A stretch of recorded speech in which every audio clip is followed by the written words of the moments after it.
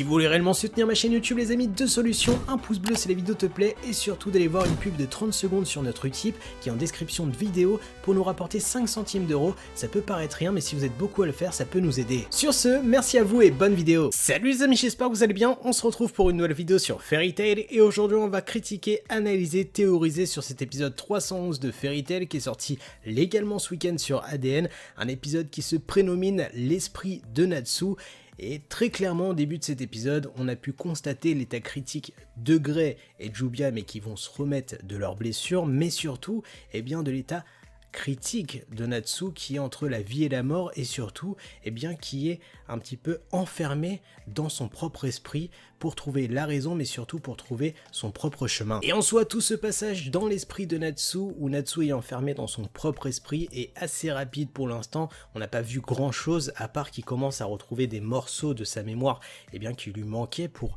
eh bien, enfin savoir qui il est vraiment par le biais eh bien,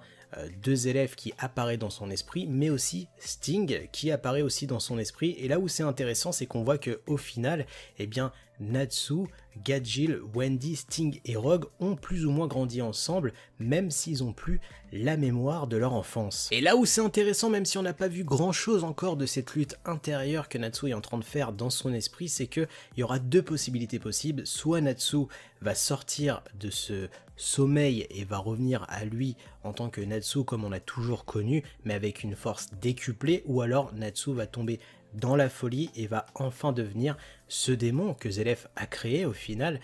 End. Et c'est là où ça va être cool puisque on a deux possibilités, soit Natsu va devenir le pire des antagonistes et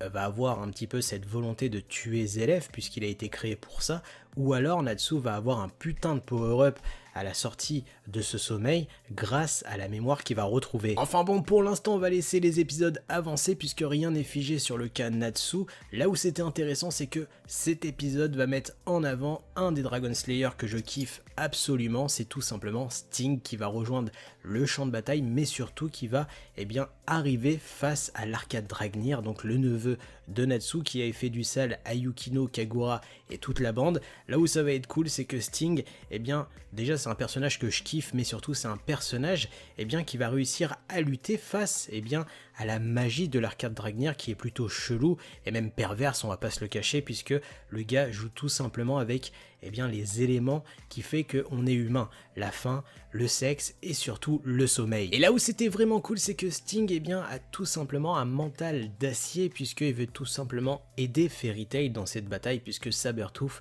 eh bien, a changé grâce à Fairy Tail et plus précisément grâce à Natsu qui a remis sur le droit chemin Sting, Rogue et tout Sabertooth qui était un petit peu une guilde,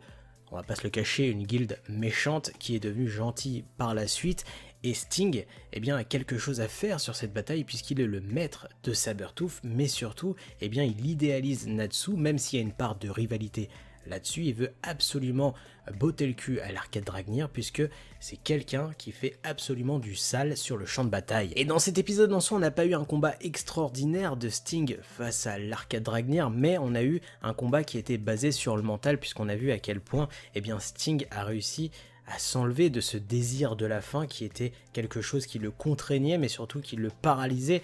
dans ce combat puisque dans un premier temps il avait réussi à bouffer eh bien, la magie de lumière puisque comme vous le savez il n'est pas affecté par la magie de lumière. Là où ça va être ultra cool c'est que le vrai bail arrive au prochain épisode puisque là dans cet épisode eh bien, on a tout simplement la naissance entre guillemets d'un nouveau Dragon Slayer puisqu'il va tout simplement bouffer la magie de Rogue et c'est là où c'est ouf puisque vous savez comment les deux on les appelle les dragons jumeaux et là pour le coup on assiste plus ou moins à une fusion de pouvoir puisque grâce à Rogue, Sting, le maître de Sabertooth va avoir un putain d'avantage face à l'Arcade Dragnir puisque vous le savez l'ombre et la lumière c'est un petit peu comme le yin et le yang et là le fait que Sting a les deux pouvoirs en lui c'est juste oufissime, il est ultra badass et je pense qu'au prochain épisode l'Arcade Dragnir va pas faire long feu, il va se faire totalement gobé par Sting et franchement eh bien c'est cool puisque là on a enfin entre guillemets une remise en avant des deux dragons jumeaux par le biais de Sting qui est juste ultra badass. Donc dites-moi tout ce que vous avez pensé de cet épisode en commentaire, n'oubliez pas de me dire toutes vos théories, de liker, de partager, de vous abonner à la chaîne YouTube. Sur ce, moi je vous laisse, tchuss.